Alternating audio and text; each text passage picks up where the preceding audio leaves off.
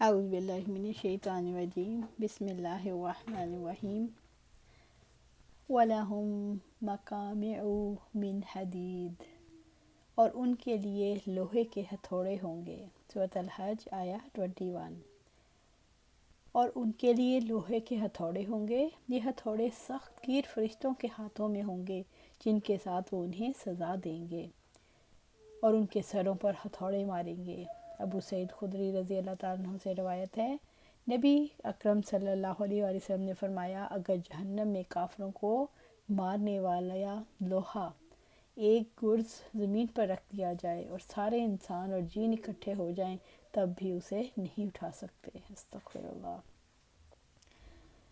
آپ صلی اللہ علیہ وسلم نے عذاب قبر کا ذکر کرتے ہوئے فرمایا، پھر اس پر ایک اندھا گونگا فرشتہ مقرر کر دیا جاتا ہے، اس کے پاس بھاری گرز ہوتا ہے، اگر اسے پہاڑ پر مارا جائے تو پہاڑ مٹی مٹی ہو جائے، پھر وہ اسے اس کے ساتھ ایسی چوٹ مارتا ہے جس کی آواز جنوں اور انسانوں کے علاوہ مشرق اور مغرب کے درمیان ساری مخلوق سنتی ہے، پھر وہ مٹی ریزہ ریزہ ہو جاتا ہے۔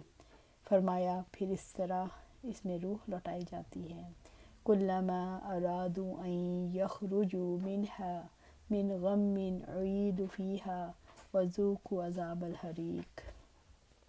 جب کبھی وہ سب گھٹن کی وجہ سے ارادہ کریں گے کہ جہنم سے نکلیں، وہ اس میں لوٹا دیے جائیں گے اور تم آگ کا عذاب چکھو گے۔ سورۃ الحج آیہ 22۔ کلما ارادوا ان یخرجوا منها من غم اعیدوا فیها۔ جب کبھی وہ سخت گھٹن کی وجہ سے ارادہ کریں گے کہ جہنم سے نکلیں، وہ اس میں لوٹا دیے جائیں گے۔ جب کبھی دوزخی گھبرا کر جہنم سے نکلنا چاہیں گے تو واپس اسی میں دھکیل دیے جائیں گے، عذاب ان سے کبھی ختم نہیں ہوگا۔ وذوقوا عذاب الحریق، اور تم آگ کا عذاب چکھو۔ ان سے کہا جائے گا یعنی دل اور بدن جلانے والا عذاب چکھو۔ اللہ سبحانہ تعالیٰ سورۃ مائدہ میں فرماتے ہیں، یقیناً جن لوگوں نے کفر کیا، اگر واقعتاً ان کے پاس وہ سب کچھ ہو جو زمین میں ہے اور اتنا ہی اور بھی اس کے ساتھ ہوتا کہ وہ اس کو قیامت کے دن کے عذاب کے فدیے میں دے دیں تو ان سے قبول نہ کیا جائے گا اور ان کے لیے دردناک عذاب ہے۔ وہ ارادہ کریں گے کہ آگ سے نکل جائیں، حالانکہ وہ اس سے ہرگز نکلنے والے نہیں ہوں گے اور ان کے لیے ہمیشہ رہنے والا عذاب ہے۔ سورۃ المائدہ آیہ 36 اور 37۔ ابن عباس رضی اللہ تعالیٰ عنہ فرماتے ہیں، اس کے لگتے ہی ایک عضو بدن جھڑ جائے گا اور ہائے وائے کا غل مچ جائے گا۔ جب کبھی وہاں سے نکلنا چاہیں گے وہیں لوٹا دیے جائیں گے۔ سلمان رضی اللہ تعالیٰ عنہ فرماتے ہیں، جہنم کی آگ سخت سیاہ بہت اندھیرے والی ہے، اس کے شعلے بھی روشن نہیں، نہ اس کے انگارے روشنی والے ہیں۔ پھر آپ نے اسی آیت کی تلاوت فرمائی، جہنمی اس میں سانس بھی نہ لے سکیں گے، واللہ انہیں چھوٹنے کی تو آس ہی نہیں رہے گی۔ پیروں میں بوجھل بیڑیاں ہیں، ہاتھوں میں مضبوط ہتھکڑیاں، ہاں آگ کے شعلے انہیں اس قدر اونچا کر دیتے ہیں گویا باہر نکل جائیں گے، لیکن فرشتوں کے ہاتھوں سے گرز کھا کر تحمل اتر جاتے ہیں۔ ربی سلم ربی سلم۔ ان اللہ يدخل الذین آمنوا وعملوا الصالحات جنات تجری من تحتها الانہار یحلون فیہا من اساور من ذہب ولؤلؤا ولباسهم فیہا حریر۔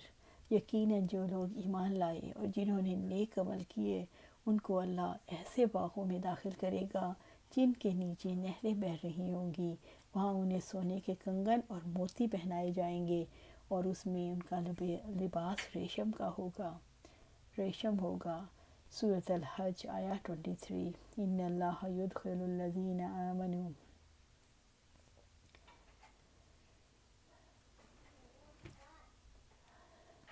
وعاملوا الصالحات جنات تجری من تحتها الانہار۔ یقیناً جو لوگ ایمان لائے اور جنہوں نے نیک عمل کیے ان کو اللہ تعالیٰ ایسے باغوں میں داخل کرے گا جن کے نیچے سے نہریں بہہ رہی ہوں گی۔ اللہ تعالیٰ ایمان والوں کو جو اللہ تعالیٰ اس کی کتابوں، اس کے رسولوں، اس کے انصاف کے دن، اس کی تقدیر پر ایمان لائے اور جنہوں نے نیک عمل کیے انہیں اپنے فضل و کرم سے جنت کا وارث بنائے گا۔ یا ذوالجلال والاکرام ہمیں بھی اپنے فضل و کرم سے جنت الفردوس کا وارث بنا دے، آمین۔ جنت کے گوشے گوشے میں دودھ، شہد، شراب اور پانی کی نہروں کا جال بچھا ہوگا۔ محلات کے نیچے نہریں ہوں گی، درختوں کے نیچے نہریں ہوں گی، جدھر چاہیں گے انہیں پھیر دیں گے۔ یحلون فیہا من اساور من ذہب ولؤلؤا، وہاں انہیں سونے کے کنگن اور موتی پہنائے جائیں گے، ان کے ہاتھوں میں سونے اور موتیوں کے زیورات یعنی کنگن پہنائے جائیں گے۔ ابو ہریرہ رضی اللہ تعالیٰ ہی سے روایت ہے، میں نے اپنے محبوب رسول اللہ صلی اللہ علیہ وسلم کو فرماتے ہوئے سنا، قیامت کے دن مومن کا زیور وہاں تک پہنچے گا جہاں وضو کا پانی پہنچتا ہے۔ وَلِبَاسُهُمْ فِيهَا حَرِيرٌ، اور ان میں سے ان کا لباس ریشم ہوگا، ان کے لیے ریشم کے لباس ہوں گے، گندک کے لباس کے مقابلے میں تبریز اور مہین ریشم۔ رب العزت نے فرمایا ان پر سب باریک اور تبریز ریشم کے کپڑے ہوں گے، انہیں چاندی کے کنگن پہنائے جائیں گے اور ان کا رب انہیں پاکیزہ شراب پلائے گا۔ بلا شبہ یہی تمہارے لیے ہمیشہ کا بدلہ ہے اور تمہاری کوشش ہمیشہ کے لیے قابل قدر ہے۔ سورۃ الدہر آیات 21 اور 22۔ آپ صلی اللہ علیہ وسلم کو ایک ریشم کا کپڑا پیش کیا گیا، اس کی خوبصورتی اور نزاکت نے لوگوں کو حیرت میں ڈال دیا۔ آپ صلی اللہ علیہ وسلم نے فرمایا جنت میں سعد بن معاذ کے رومال اس سے بہتر اور افضل ہیں۔ سبحان اللہ۔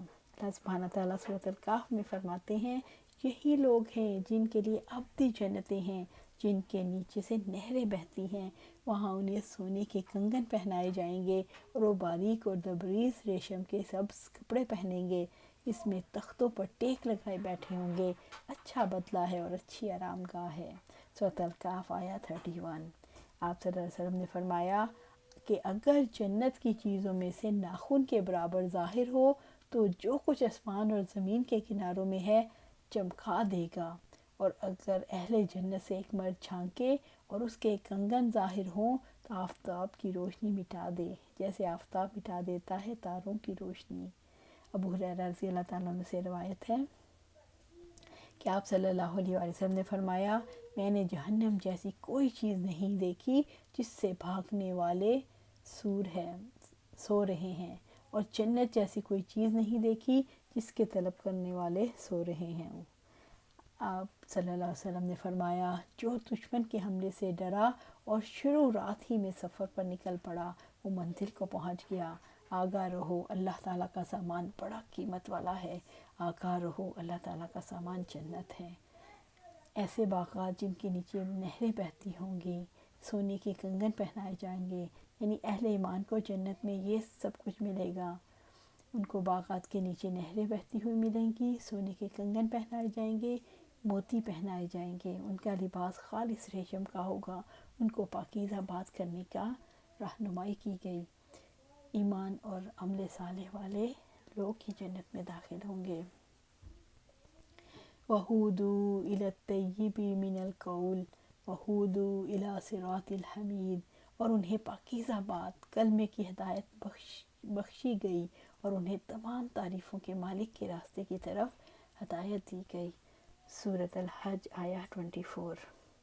وَہُودُوا إِلَى الطَّيِّبِ مِنَ الْقَوْلِ، اور ان کو پاکیزہ بات کلمہ کی ہدایت بخشی گئی، یعنی لا الہ الا اللہ جو کہ سب سے افضل کلمہ اخلاص ہے، اور دیگر تمام کلمات جو اللہ تعالیٰ کی تسبیح اور اس کی حمد اور اس کے ذکر کے لیے ہیں، یعنی طیب کلام کی طرف ان کی رہنمائی کی جائے گی، اور وہ لا الہ الا اللہ واللہ اکبر والحمدللہ۔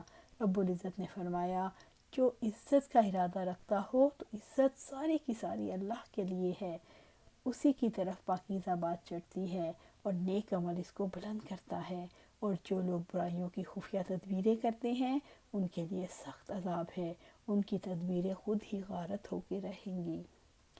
طیب کلام سے مراد قرآن حکیم ہے جس میں اللہ تعالیٰ کی طرف سے بشارتیں ہیں، دنیا میں ان کی شہادت اور قرآن کی قرات کی طرف رہنمائی کی گئی۔ آپ صلی اللہ علیہ وآلہ وسلم نے فرمایا جیسے سانس بے قصد و بے تکلف آتا جاتا رہتا ہے، اسی طرح جنتیوں کو تسبیح و تحمید کا الہام ہوگا۔ وَہُودُوا إِلَىٰ صِرَاطِ الْحَمِيدِ، اور انہیں تمام تعریفوں کے مالک کے راستے کی طرف ہدایت دی گئی، اور یہ سیدھا راستہ جو رب کی رضا کی طرف لے جاتا ہے اور اسلام ہے، اور اپنے رب کی توفیق اس پر اور اس کے رسولوں پر ایمان لائے اور اس کی اطاعت کی، اس کے پسندیدہ کام کیے اور ناراضگی کے سب کام چھوڑ دیے، یعنی قابل ستائش طریقے کی طرف۔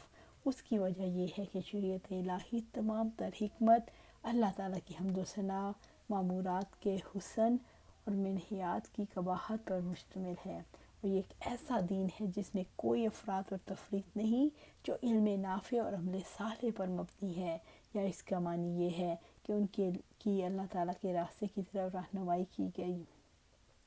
وہ اللہ تعالیٰ قابل تعریف ہے، اس لیے کہ اکثر راستے کی نسبت اللہ تعالیٰ کی طرف کی جاتی ہے، کیونکہ وہ چلنے والے کو اللہ تعالیٰ تک پہنچاتا ہے۔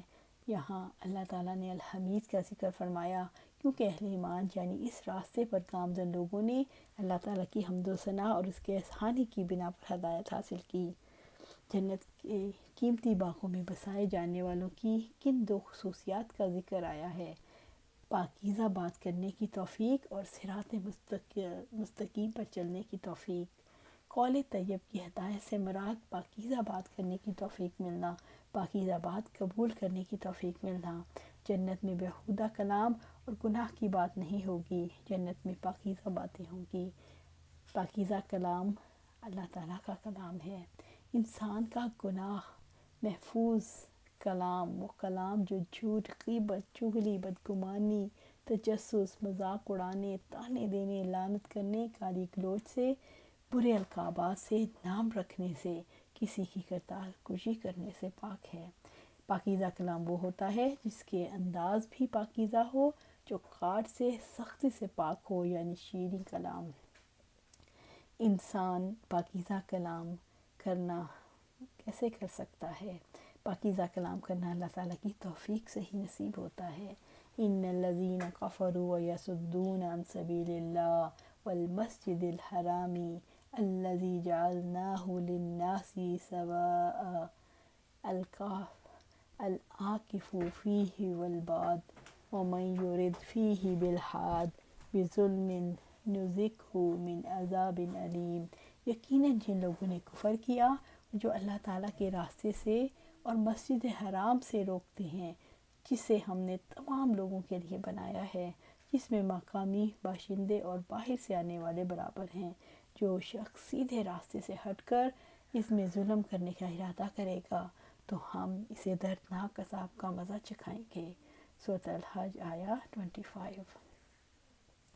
ان الذین کفروا، یقیناً جن لوگوں نے کفر کیا، یعنی جن لوگوں نے اللہ تعالیٰ کی توحید کا انکار کیا اور اس کے رسولوں کو جھٹلایا، اور جو اپنے رب کی طرف سے لے کر آئے ان کی تکذیب کی، وَيَصُدُّونَ عَن سَبِيلِ اللَّهِ، اور جو اللہ کے راستے سے روکتے ہیں، یعنی جنہوں نے لوگوں کو اللہ کے دین سے روکا کہ اس میں داخل نہ ہوں، وَالْمَسْجِدِ الْحَرَامِ الَّذِي جَعَلْنَاهُ لِلنَّاسِ، اور مسجد حرام سے روکتے ہیں جسے ہم نے تمام لوگوں کے لیے بنایا ہے، یعنی وہ مسجد جو مکہ مکرمہ میں ہے۔ اہل مکہ مسلمانوں کو اذیتیں دیتے ہیں، نئے اسلام قبول کرنے والوں پر تشدد کرتے ہیں، اہل اسلام پر پابندیاں لگاتے ہیں، حرم کے راستے مسلمانوں پر بند کرتے ہیں۔ سواء العاکف فیہ والباد، جس میں مقامی باشندے اور باہر سے آنے والے برابر ہیں۔ والباد، وہ باہر سے آنے والے۔ جو لوگ مسجد حرام سے مراد بیت اللہ لیتے ہیں تو اس بارے میں علماء کا اتفاق ہے کہ مقیم غیر مقیم سب کا حصہ برابر ہے، یعنی کوئی مسلمان دن یا رات میں کسی وقت بھی عبادت کرنا چاہے، اس میں کسی کو روکا نہیں جا سکتا۔ جو لوگ مسجد حرام سے مراد پورا مکہ لیتے ہیں ان کے نزدیک پورا حرم تمام مسلمانوں کے لیے برابر ہے، کوئی یہاں کے مکانات اور زمینوں پر ملکیت نہیں رکھ سکتا، اس لیے ان کی خرید و فروخت اور کرائے پر دینا جائز نہیں۔ کچھ لوگ ملکیت خاص کے قائل ہیں، اس لیے وہ زمینوں کی خرید و فروخت اور کرائے پر دینے کے قائل ہیں۔ آج کل تقریباً تمام علماء اس پر متفق ہو گئے کہ ملکیت خاص کی اجازت ہے۔ وَمَن يُرِدْ فِيهِ بِالْحَادِ بِظُلْمٍ، اور جو شخص سیدھے راستے سے ہٹ کر اس میں ظلم کرنے کا ارادہ کرے گا، ظلم سے مراد جو اس میں شرک کرتے ہیں، جو حرم میں ظلم سے الحاد کرے، بڑے بڑے گناہوں کا قصد کرے، جو ذکر من عذاب علیم، تو ہم اسے دردناک عذاب کا مزہ چکھائیں گے۔ اللہ تبارک و تعالیٰ مشرکین کی برائی کے بارے میں آگاہ فرماتا ہے کہ انہوں نے اپنے رب کے ساتھ کفر کیا، انہوں نے اللہ اور اس کے رسول صلی اللہ علیہ وآلہ وسلم کا انکار کرنے کے ساتھ لوگوں کو اللہ تعالیٰ کے راستے سے روکا، لوگوں کو ایمان لانے سے منع کیا اور لوگوں کو مسجد حرام سے روکا جو ان کی ملکیت ہے، نہ ان کے باپ دادا کی، بلکہ مسجد حرام مقیم اور دور سے زیارت کے لیے آنے والوں کے لیے برابر ہے، بلکہ انہوں نے مخلوق میں افضل ترین ہستی محمد صلی اللہ علیہ وآلہ وسلم اور آپ کے اصحاب کرام کو بھی مسجد میں داخل ہونے سے روک دیا۔ حالانکہ مسجد حرام کا احترام، حرمت اور عظمت یہ ہے، جو کوئی اس مسجد میں الحاد اور ظلم کا ارادہ کرتا ہے ہم اسے دردناک عذاب کا مزہ چکھاتے ہیں۔ پس حرم میں مجرد ظلم اور حاد اور ارادہ ہی عذاب کا موجب ہے، حالانکہ دیگر گناہوں میں بندے کو صرف اس وقت سزا ملتی ہے جب وہ اپنی ارادہ گناہ پر عمل کرتا ہے، تو اس شخص کا کیا حال ہوگا جو مسجد میں سب سے بڑے گناہ یعنی شرک، کفر کا ارتکاب کرتا ہے، لوگوں کو اللہ کے راستے سے اور زیارت کا ارادہ رکھنے والوں کو مسجد حرام سے روکتا ہے۔ تمہارا کیا خیال ہے اللہ تعالیٰ اس کے ساتھ کیا سلوک کرے گا؟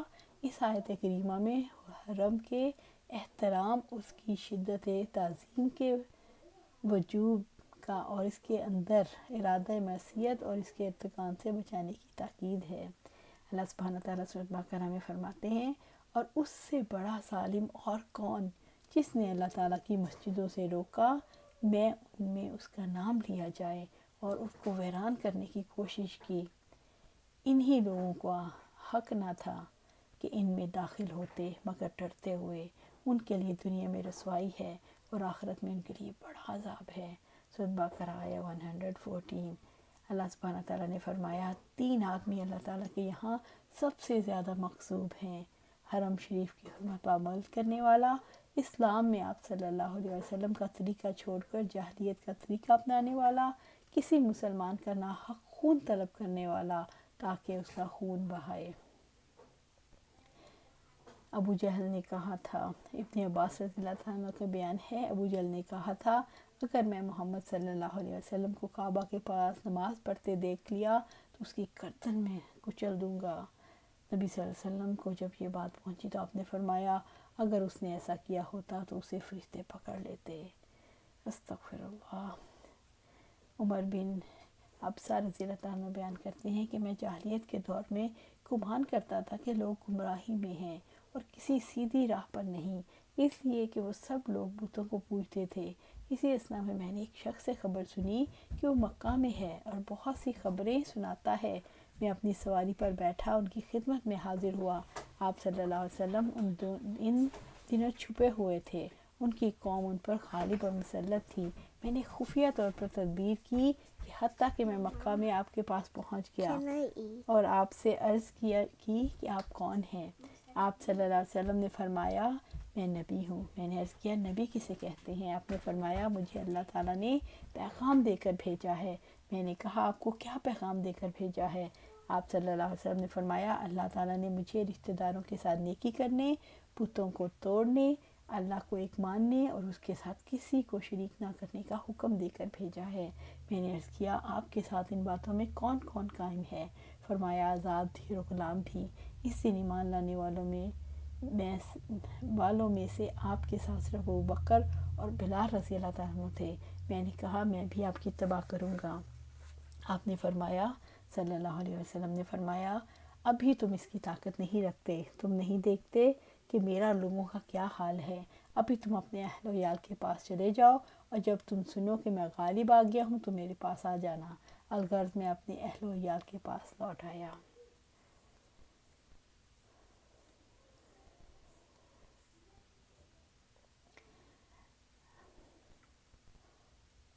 عبداللہ سعد رضی اللہ تعالیٰ بیان کرتے ہیں کہ عبداللہ بن عمر رضی اللہ تعالیٰ عنہ عبداللہ بن زبیر رضی اللہ تعالیٰ عنہ کے پاس آئے اور فرمایا، اے ابن زبیر، آپ اللہ تبارک و تعالیٰ کے حرم کی بےحرمتی کرنے سے بچیں، کیونکہ میں نے آپ صلی اللہ علیہ وسلم سے سنا، آپ صلی اللہ علیہ وسلم نے فرمایا قریش میں سے ایک شخص اللہ تعالیٰ کے حرم کی بےحرمتی کرے گا، اس کے گناہ اگر تمام جن و انسان کے گناہوں سے تولے جائیں گے تو بھی بڑھ جائیں گے۔ دیکھو، خیال رکھو، کہیں تم وہی نہ بن جانا۔